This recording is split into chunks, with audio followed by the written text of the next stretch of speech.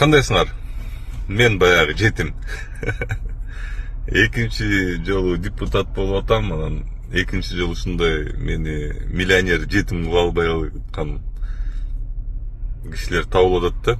Биринчисинде да эсиңерде барбы? Биринчи жолу өткөндө дагы бир аял мен 4-5 квартирасы бар, анан Умарга бирди дарт этип койгон, анан кийин мындай тигиндей деп чыгарган эсиңерде бар да. Азыр дагы ошондой болуп атат да. Бирок мен кейгеним бул могу журналисттер. Эмне себептен силер качантан баштап мындай такталбаган маалыматтарды чыгарып калдыңар эле? Мен ошол моментти түшүнбөй калдым да негизинен. Буга баягы жоопкерчилик бар. Экинчиден болсо неме? Биринчисинде баягы аял киши мындай эле жөнөкөй эле мындай жарагын чыгарганда ушактычы. Азыр болсо мындай чоң эле байке чыгарып атат да, бул ушактычы чоң эле байке чыгарып атат. Ал байкенин деле мындай кыларга иши жокпу, мен билбейм, бирок негизинен мындай мамлекетиңизге пайда түшүргөндү издесеңиз болмокпу, ушундан көрөчү. Ар ким жөн эле ушак жазып, мен баягы сиз аны мындай күлкү катары көрүп атыптырсыз, мен түшүндүм, мен ушакчымын, ушундаймын, андай тигиндеймин депчи. Мен сизге ийгилик каалайм, ошол ушактардын үстүндө айтайын дегеним. Анан кийин